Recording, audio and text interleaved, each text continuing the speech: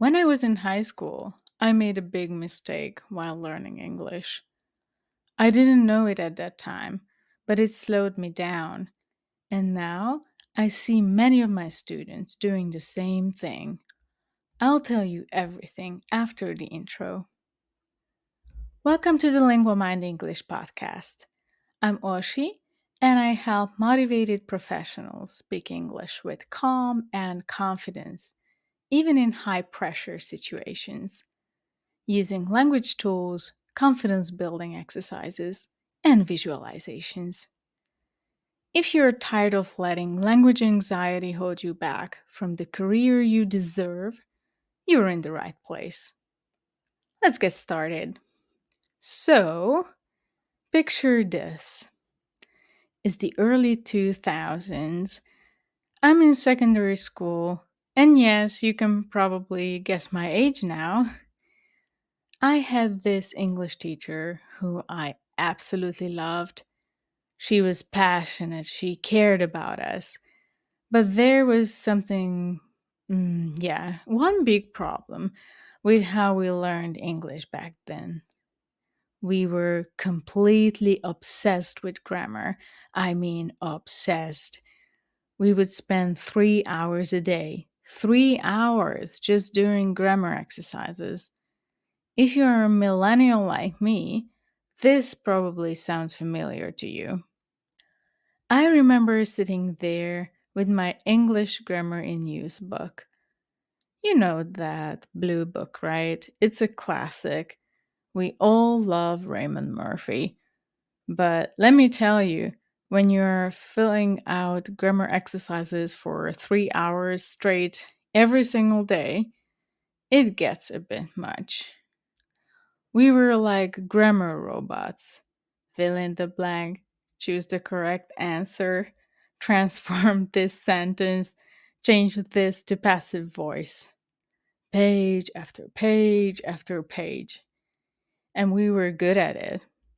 We could learn three different grammar structures in just 2 days. We were grammar machines. But here's the thing, and this is the big lesson I want to share with you today. Something was missing. Something huge was missing. All of this grammar knowledge was just sitting there in my brain, completely passive. I could understand English when I read it. I could recognize all the grammar patterns. But when it came to speaking, when it came to actually using English in real life, I was completely lost. It's like learning all the rules of cooking, but never actually cooking a meal. You might know that you need to add salt. You might know the temperature for baking, but if you've never actually made a dish, you'll panic the first time you're in a real kitchen. That's exactly what happened to me. I had all this grammar knowledge, but I couldn't activate it. I couldn't use it naturally in a conversation. And you know what's the worst part of that? We didn't even know that was a problem. Back in the early 2000s, we didn't have YouTube. We didn't have podcasts like this one, for example. We didn't have access to native speakers online. So we just accepted this way of learning. We memorized vocabulary lists, we got tested on them, and we thought that was good enough. But it turned out it wasn't good enough, not even close.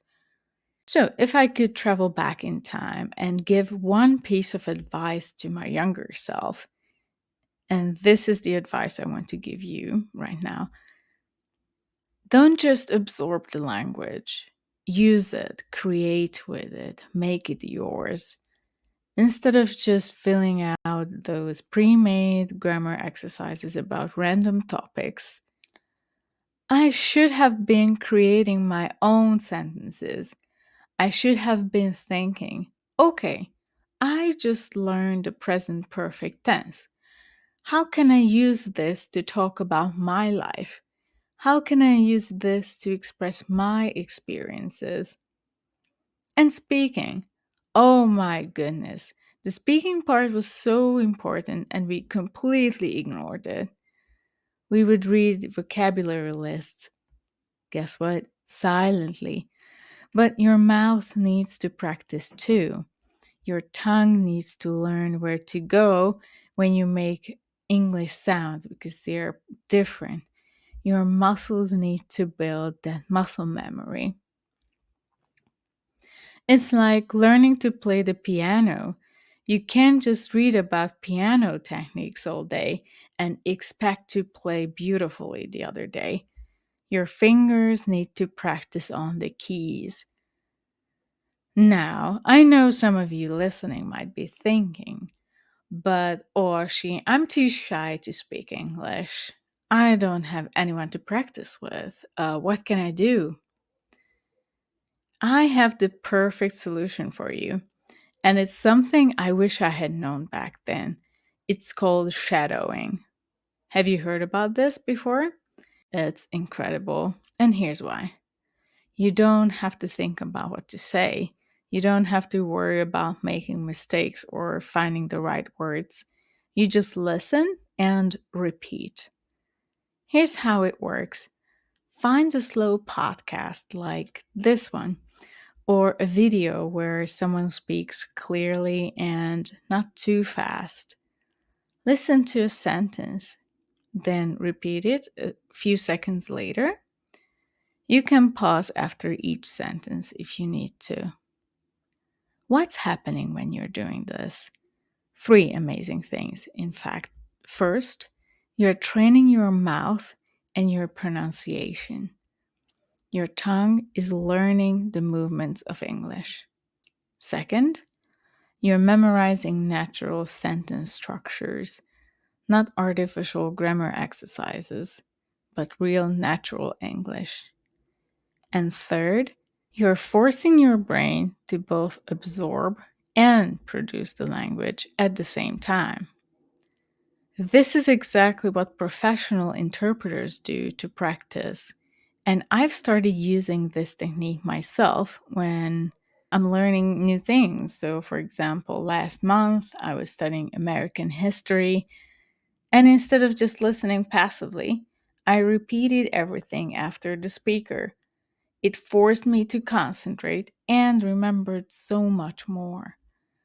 So, here's your action step for this week. Find one English video or podcast episode that's at your level. It should be slow enough that you can understand most of it. Listen to 1 minute of it using the shadowing technique. Just 1 minute. Repeat everything the speaker says, a few seconds behind them. I promise you, after just 1 week of doing this, you will notice a difference in how English feels. It will start to feel more natural, more automatic. Remember, learning a language isn't just about understanding it, it's about making it part of you. It's about being able to use it when you need it, especially in those high pressure moments at work or in social situations. So don't make the same mistake I made. Don't spend all your time on passive learning. Balance it out. For every hour you spend reading or listening, spend some time speaking and creating too. Your future English speaking self will thank you for it. So, thank you for listening. That's all for today's episode. If you found this helpful, please share it with another English learner who might benefit from hearing this message. And remember, you're not just learning English, you're building the confidence to use it in the career and life you deserve.